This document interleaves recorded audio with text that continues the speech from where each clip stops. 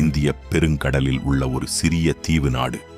நவீன வரலாற்றின் மிக கொடூரமான, அதிநவீன மற்றும் சிக்கலான உள்நாட்டுப் போர்களில் ஒன்றால் 26 ஆண்டுகளுக்கும் மேலாக சிதறடிக்கப்பட்டது. ஒருபுறம் இலங்கை அரசு, மறுபுறம் தமிழீழ விடுதலை புலிகள் தமிழீழம் என்ற தனி நாட்டை உருவாக்குவதற்காக போராடியவர்கள். ஆனால் ஒரு வெப்பமண்டல சொர்க்கம் 1,00,000க்கும் மேற்பட்ட உயிர்களை பலிவாங்கிய போர்க்களமாக மாறியது எப்படி? ஒரு சிறுபான்மை சமூகம் ஆயுதம் ஏந்த தூண்டப்பட்டது எது? விடுதலை புலிகள் செய்த வரலாற்று தவறுகள் என்ன? மற்றும் 2009 இந்த போர் எப்படி முடிவுக்கு வந்தது? வரலாற்றை தெளிவா பார்ப்போம். இந்த போரை புரிந்து கொள்ள நாம் அதன் மூல காரணத்தை பார்க்க வேண்டும். அதுதான் ஆழமான இனப்பாகுபாடு. 1948 இலங்கை, அப்போது சிலோன் என்று அழைக்கப்பட்டது, பிரிட்டிஷ் ஆட்சியிடமிருந்து சுதந்திரம் பெற்றபோது பெரும்பான்மையான சிங்கள மக்கள் சுமார் 74% ஜனநாயக ரீதியாக ஆட்சியை கைப்பற்றினர்.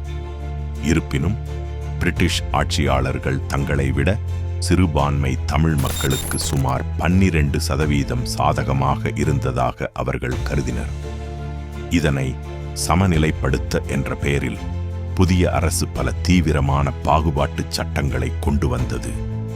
பாகுபாட்டின் முக்கிய திருப்புமுனைகள் 1948 சிலோன் குடியுரிமை சட்டம் 7 லட்சத்திற்கும் மேற்பட்ட மலையக தமிழ் தோட்டத் தொழிலாளர்களின் குடியுரிமையை பறித்தது.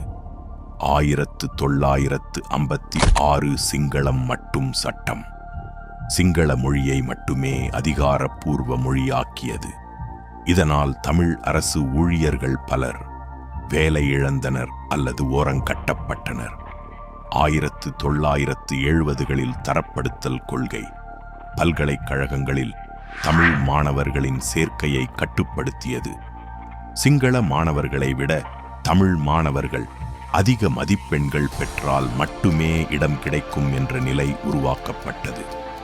1972களில் அரசியலமைப்பு நாட்டின் பெயரை ஸ்ரீலங்கா என மாற்றியதுடன் பௌத்த மதத்திற்கு மட்டுமே முதன்மையான அரசு பாதுகாப்பை வழங்கியது. இது இந்து மற்றும் கிறிஸ்தவ தமிழர்களை பெருமளவில் ஒதுக்கியது. மிதவாத தமிழ் அரசியல்வாதிகள் தன்னாட்சி கேட்டு பல தசாப்தங்களாக அமைதியான முறையில் போராடினர். ஆனால் அவர்களின் போராட்டங்கள் அரச வன்முறையால் ஒடுக்கப்பட்டன. இதன் உச்சக்கட்டமாக 1983 நடந்த கருப்பு ஜூலை இனக்கலவரத்தில் ஆயிரக்கணக்கான தமிழர்கள் படுகொலை செய்யப்பட்டனர். லட்சக்கணக்கானோர் நாட்டை விட்டு வெளியேற வேண்டிய கட்டாயத்திற்கு ஆளாகினர். அமைதியான அரசியல் தோற்றுப்போனது. உயிர் பிழைக்க ஆயுதப் போராட்டமே ஒரே வழி என்று தமிழ் இளைஞர்கள் முடிவு செய்தனர். பல தமிழ் ஆயுதக் குழுக்களுக்கு மத்தியில் ஒரு குழு மிக முதன்மையான சக்தியாக உருவெடுத்தது. அதுதான் LDDE. இது 1976 வேலுப்பிள்ளை பிரபாகரன் என்ற ஒழுக்கமும் தீவிரமும் கொண்ட ஒரு இளம் தலைவரால் நிறுவப்பட்டது. 1983 கருப்பு ஜூலை கொடூரங்களுக்குப் பிறகு உள்நாட்டுப் போர் அதிகாரப்பூர்வமாக தொடங்கியது. அடுத்த 2 தசாப்தங்களில் விடுதலை புலிகள் ஒரு சாதாரண கொரில்லா குழுவிலிருந்து ஒரு அதிநவீன இராணுவ கட்டமைப்பாக மாறினர். அவர்கள் வெறும் கிளர்ச்சியாளர்கள் மட்டுமல்ல, ஒரு பிரம்மாண்டமான போர் கட்டமைப்பையே உருவாக்கினர். அதில் ஒன்று புலிகள் தரைப்படை. நவீன தற்கொலை அங்கியை சூசைட் வெஸ்ட் உலகிற்கு அறிமுகப்படுத்திய கரும்புலிகள் என்ற தற்கொலைப்படை பிரிவை உள்ளடக்கிய மிக கட்டுப்பாடான காலாட்படை. 2வது ஆகிய கடற்புலிகள் கடற்படை பிரிவு கடற்கரையை கட்டுப்படுத்தவும் கனரக ஆயுதங்களை கடத்தவும் வேகமான தாக்குதல் படகுகள் மற்றும் நீர் மூழ்கி கலன்களை பயன்படுத்திய அதிநவீன கடற்படை. 3வது ஆக வான்புலிகள் விமானப்படை பிரிவு இராணுவ தளங்கள் மீது நள்ளிரவில் அதிரடி தாக்குதல்களை நடத்த இலகுரக விமானங்களை பயன்படுத்திய உலகிலேயே சொந்தமாக விமானப்படையை கொண்டிருந்த ஒரே கிளர்ச்சி குழு. 4வது நிழல் அரசாங்கம் அரசு நிர்வாகம். வடக்கு வடக்கு மற்றும் கிழக்கில் விடுதலை புலிகள் சொந்தமாக நீதிமன்றங்கள், காவல்துறை, வங்கிகள், வானொலி நிலையங்கள் மற்றும் வரி விதிப்பு முறைகளை நடத்தி இலங்கைக்குள் ஒரு மினி அரசாங்கத்தையே நடத்தினர். உச்சக்கட்ட காலத்தில் விடுதலை புலிகள் தீவின் கிட்டத்தட்ட 3இல் ஒரு பகுதியை தங்களின் கட்டுப்பாட்டில் வைத்திருந்தனர். ஆனால் பிரபாகரனின் விட்டுக் கொடுக்காத அணுகுமுறையும் சில கொடூரமான உத்திகளும் அவர்களின் வீழ்ச்சிக்கு காரணமாயின. விடுதலை புலிகள் செய்த 4 முக்கிய தவறுகள் சர்வதேச சமூகத்தின் ஆதரவை இழக்கச் செய்தன. முதலாவது, உலகை உலுக்கிய படுகொலைகள். 1991இல் விடுதலை புலிகளின் தற்கொலை குண்டுதாரி மூலம் இந்தியாவின் முன்னாள் பிரதமர் ராஜீவ் காந்தி படுகொலை செய்யப்பட்டார். 1993இல் இலங்கை அதிபர் ரணசிங்க பிரேமதாச படுகொலை செய்யப்பட்டார். இந்த உயர்மட்ட படுகொலைகளால் தங்களின் மிக நெருங்கிய அண்டை நாடான இந்தியாவின் அனுதாபத்தை அவர்கள் நிரந்தரமாக இழந்தனர். இரண்டாவதாக, மாற்றுக் கருத்துடைய தமிழ் தலைவர்களின் அழிப்பு. தமிழர்களுக்காக வேறு யாரும் பேசுவதை பிரபாகரன் அனுமதிக்கவில்லை. மிதவாத தமிழ் அரசியல்வாதிகள், அறிவு ஜீவிகள் மற்றும் மாற்று இயக்கத் தலைவர்களை விடுதலை புலிகள் திட்டமிட்டு அழித்தனர்.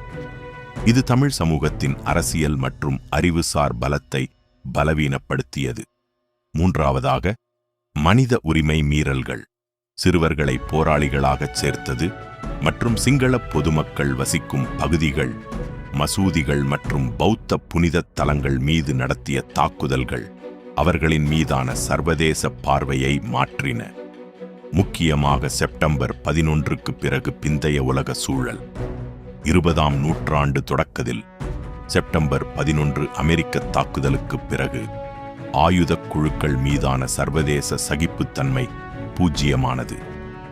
அமெரிக்கா, ஐரோப்பிய ஒன்றியம், கனடா மற்றும் இந்தியா ஆகிய நாடுகள் விடுதலை புலிகளை பயங்கரவாத அமைப்பாக அறிவித்து தடை செய்தன. 2002இல் ஏற்பட்ட போர் நிறுத்த ஒப்பந்தத்தை முறித்துக் கொண்டு அவர்கள் அமைதி பேச்சுகளிலிருந்து வெளியேறியது இராணுவ ரீதியாக வென்றுவிடலாம் என்ற தவறான கணக்கீடாக அமைந்தது.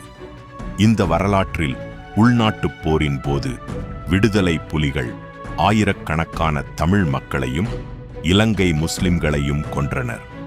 தாங்கள் மட்டுமே தமிழ் மக்களின் ஒரே பாதுகாவலர்கள் மற்றும் பிரதிநிதிகள் என்று விடுதலை புலிகள் கூறிக்கொண்ட போதிலும் தங்களின் அரசியல் ஆதிக்கத்தை நிலைநிறுத்துவதற்காக தங்களுக்குள் இருந்த மாற்றுக் கருத்துடையவர்களையும் அண்டை சிறுபான்மை சமூகத்தினரையும் அவர்கள் கொடூரமான வன்முறைக்கு ஆளாக்கினர். Amnesty International, Human Rights Watch மற்றும் ஐநா, UN போன்ற சுதந்திரமான மனித உரிமை அமைப்புகள் இந்த அத்துமீறல்களை விரிவாக ஆவணப்படுத்தியுள்ளன. முக்கியமாக தமிழ் மக்களுக்கு எதிரான வன்முறைகள் தமிழ் சமூகத்திற்குள் எந்தவொரு மாற்று அரசியல் கருத்தையோ அல்லது மாற்று தலைமையையோ பிரபாகரன் அனுமதிக்கவில்லை. அதிகாரத்தை முழுமையாக தன் வசப்படுத்த விடுதலை புலிகள் தங்களின் சொந்த மக்கள் மீதே ஆயுதங்களை திருப்பினர்.